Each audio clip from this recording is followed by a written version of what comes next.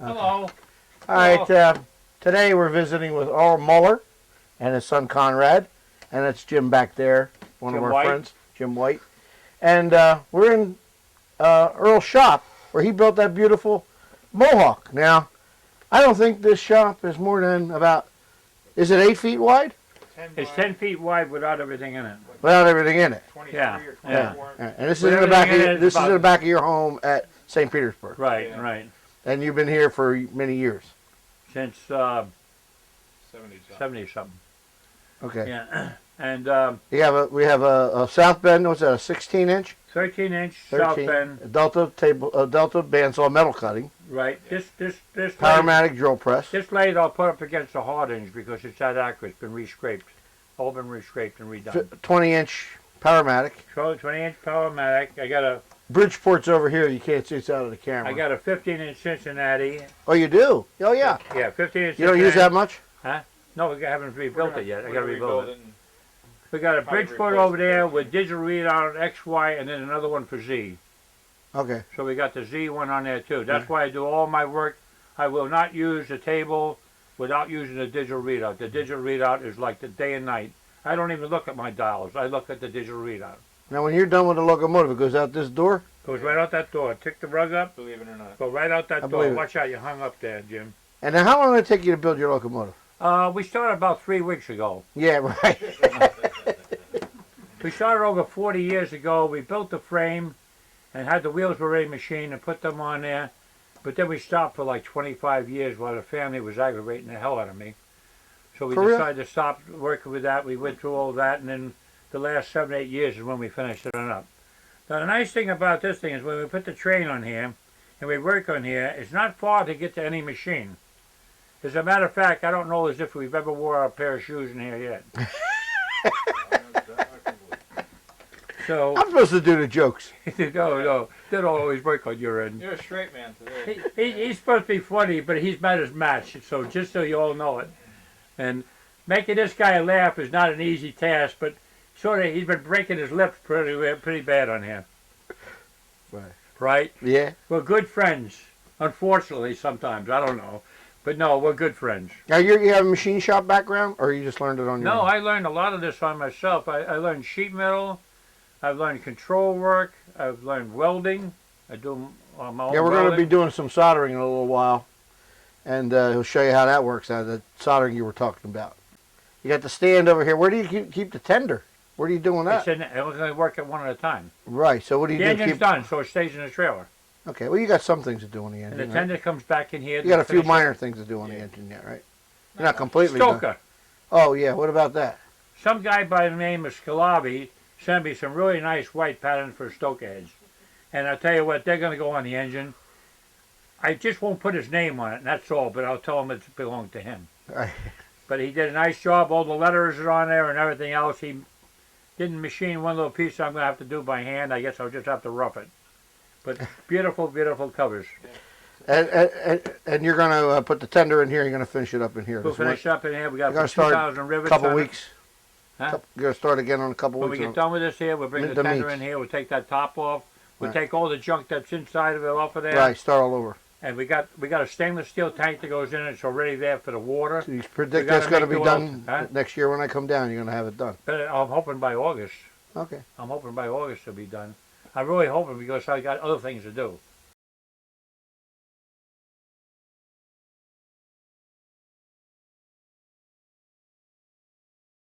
In 2 pieces of metal, the best way that's known to man. This is the flux used. It's an acid flux. It's a clear flux. No resin, no nothing. You just put it on, you clean it off, and you're done with it. You buy this in a refrigeration place, and sometimes you can buy it in Home Depot or whatever it is. Here it is in the jar here, and we're going to be using 50-50 solder, which is normal solder, not lead-free solder, real lead, which will have the skull and crossbones on it, because you don't want to buy the artificial one because that's garbage. So you want to go someplace where you can buy the real stuff with probably got the red thing on it. You didn't used to have that, but now lead is a bad thing, so that's what they do. So now, if you come here and close up, and you look at this here, all we do is take a little bit of flux, and we put it on there. Just like that, right? And that's it. You take a D550 soldering iron, which is the highest soldering iron that you can buy, and you can't buy these no more. You can't buy these no more, but you can buy the tips for them. You can get them online. This is you can find them online. You can buy them fairly cheap. Made by Weller. Now, all you do is you heat this thing on up like that there, and get that a little bit warm.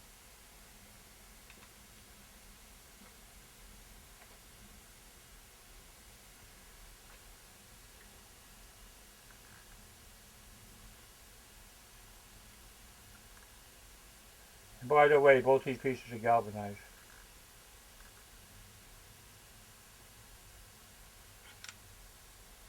There you go. That's up. Now, if you don't think it's tough enough, that's galvanized to galvanized. You can do it to brass, you can do it to copper, you can do it whatever you want to do it to. And you see, if that's not strong enough for that little thing, if that's not strong enough, then you don't know what strong is. No distortion of the metal. Just barely come through the back side. You can run a little bit harder, be a little bit more on the inside side. Whatever you want to do. That's the way you solder. Right there.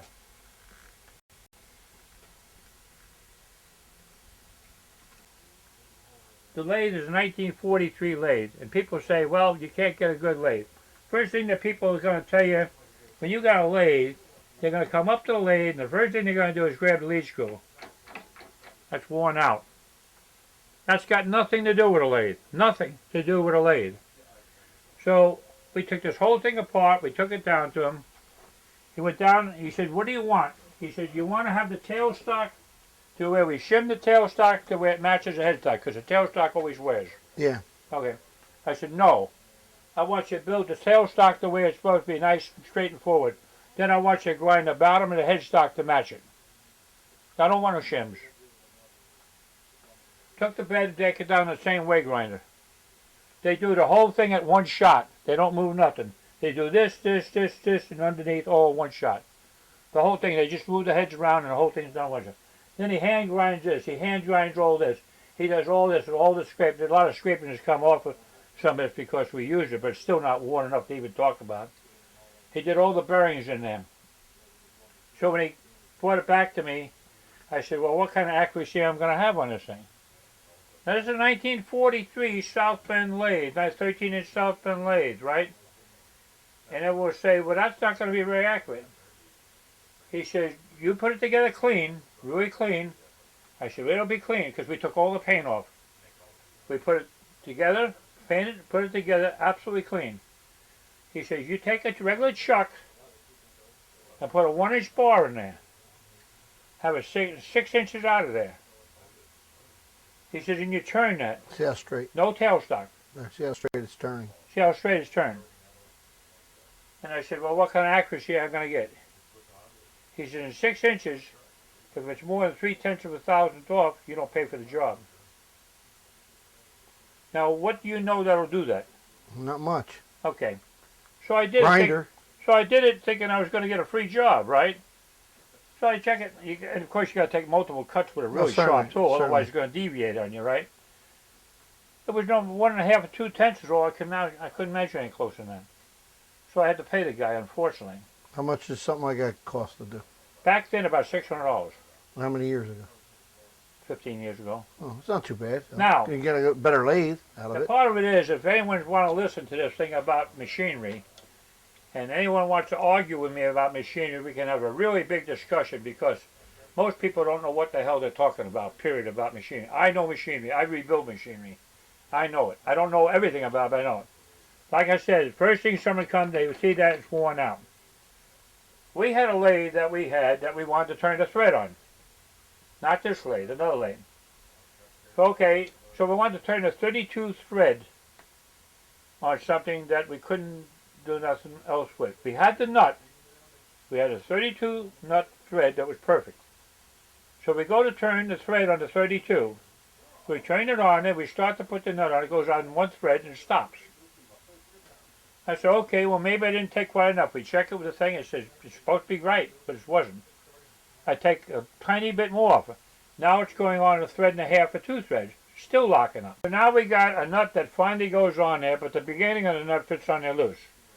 So right away you figure, okay, you got you're turning a taper. That's the first thing you think about. You're turning a taper.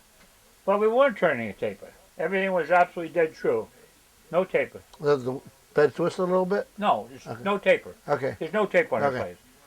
So there was no taper. So I'm thinking to myself, well, what in the hell else can it be? Well, there was only one thing it could be. The only mistake in a lathe to cut a thread is only in one place. It's not in all that. It's not in the half nut. It's only the lead screw is a mistake. The only mistake on a lathe.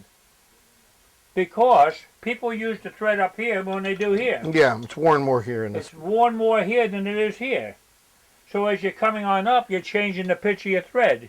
Yeah, You're no longer a 32 thread. You're maybe Right. a 31 and a half or a 33. right. Because So it's pushing against the side of the Yeah. thread, and then as it The comes thread- along where it's worn, it changes the pitch. It doesn't matter as long as you're facing one way and it's going one way. Right. It's always at that Right. edge. Right. The gears in here wear concentric because they're wearing all the time. This is the only mistake in a lathe. The Right. only mistake. Right, because you change places where you're working. Yeah. And if you measure this one, it's not far off, but there was a couple, maybe 1,000 or two different between here and here. And that's where the mistake comes in.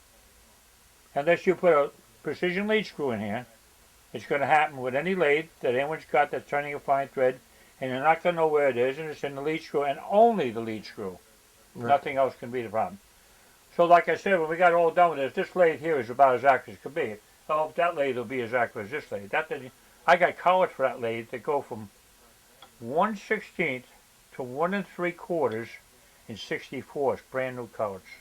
So, but that's what it is. And then you can't see it too well. If you look at that foot on there, it goes down to a point. Oh yeah. Triangle. Tripod. It's got a ball.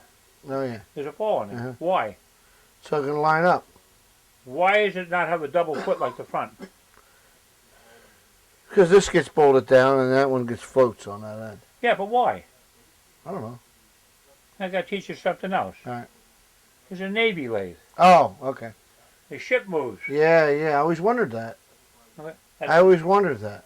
Now you know. Now that's how they do it. That's how you do it. Because when they're So under, the when they're under, bed is moving around. yeah, it stops it because that's got such a heavy bed on there. It doesn't It matter. cuts a lot of it out.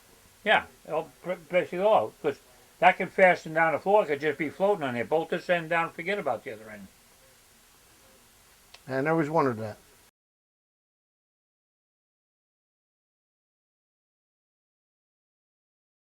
I've learned control work. I've learned welding. I do my own Yeah, we're going to be welding. doing some soldering in a little while, and he'll show you how that works. The soldering you were talking about. Have you seen it? No. What? Well, we're got to cut that part, man. They're Oh. gonna edit it. They're gonna, You got to solder it again? No, Oh. what's wrong with you? Oh, it's not far to get to any machine. As a matter of fact, I don't know as if we've ever wore a pair of shoes in here yet. So, I'm supposed to do the jokes. no, they don't always work on your end. you're a straight man today. He's supposed to be funny, but he's met his match. So just so you all know it, and making this guy laugh is not an easy task. But sort of, he's been breaking his lips pretty bad on here. Right. Right? Yeah. We're good friends. Unfortunately, sometimes I don't know, but no, we're good friends.